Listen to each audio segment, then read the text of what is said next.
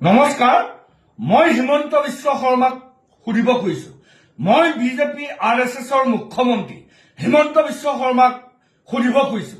হিমন্ত বিশ্ব শৰ্মাই নিজকে সদায় কৈ থাকে মই খিলঞ্জীয়াৰ মুখ্যমন্ত্ৰী। কোনে কয়? অসমৰ মুখ্যমন্ত্ৰী হিমন্ত বিশ্ব শৰ্মাই কৈ থাকে নিজকে মই খিলঞ্জীয়াৰ মুখ্যমন্ত্ৰী। আজি খিলঞ্জীয়া মানুহক গুৱাহাটীৰ মাছমজিয়া চাৰাপভাটি আকৌ কৈছো, আজি খিলঞ্জীয়া মানুহক গুৱাহাটী চাৰাপভাটিত খিলঞ্জীয়াৰ মুখ্যমন্ত্ৰী বুলি দাবী কৰা হিমন্ত বিশ্ব শৰ্মা চৰকাৰৰ দিনত অসমীয়া গৌৰৱ ধ্বনি দিছে। আৰু গণতন্ত্ৰৰ চতুৰ্থ স্তম্ভ সাংবাদিকে সংবাদ পৰিৱেশন কৰিবলৈ যোৱাৰ অৱস্থাত অনা অসমীয়াই সাংবাদিকক গুলকৈ পিটন দি মূৰ ফাটাই দিছে। এতিয়া মই হিমন্তক সুধিব খুজিছো, হিমন্ত বিশ্ব শৰ্মা, আপুনি খিলঞ্জীয়াৰ মুখ্যমন্ত্ৰী বুলি দাবী কৰে আৰু আপুনি মিয়া বুলি মুছলমান মানুহ দেখিলেই অভিযোগত বা অপৰাধত জড়িত মানুহক আপুনি গুলিয়াই।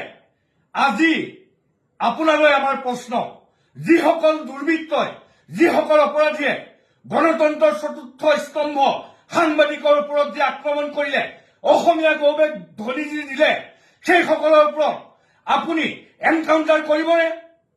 সেইসকল অনা অসমীয়াৰ ওপৰত আপুনি শাস্তি দিবনে? মই ক'ব খুজিছো গুৱাহাটীবাসী ৰাইজক, মই ক'ব খুজিছো বেলতলাবাসী ৰাইজক, মই ক'ব খুজিছো চান্দমাৰীবাসী ৰাইজক, মই ক'ব খুজিছো গুৱাহাটীত বসবাস কৰা থলুৱা অসমীয়াসকলক, আজি যদি চাৰাপভাটিত অনা অসমীয়াই অসমীয়া গৌৰৱ ধ্বনি দিছে, অসমীয়াৰ ওপৰত অত্যাচাৰ কৰিছে, সাংবাদিকৰ ওপৰত মাৰপিট কৰিছে, কাইলৈ যদি উজান বজাৰৰ অসমীয়াজনৰ ওপৰত হাত দিয়ে কেনেকুৱা পৰিস্থিতি হ'ব, কি হ'ব? শুনক, সমগ্ৰ গুৱাহাটীত বসবাস কৰা অসমীয়াই একলগ হওক। আজি চাৰাপভাটিত হাত দিছে, অসমীয়া গৌৰৱ দিছে, কাইলৈ উজান বজাৰতো অসমীয়া গৌৰৱ দিব, কাইলৈ চান্দমাৰীত অসমীয়া গৌৰৱ দিব, কাইলৈ গণেশগুৰিত অসমীয়া গৌৰৱ দিব। আমি চাৰাপভাটিত যি অসমীয়া গৌৰৱ ধ্বনি দিছে, আমাৰ যে উজান বজাৰ নিদিব এনেকুৱা নহয়।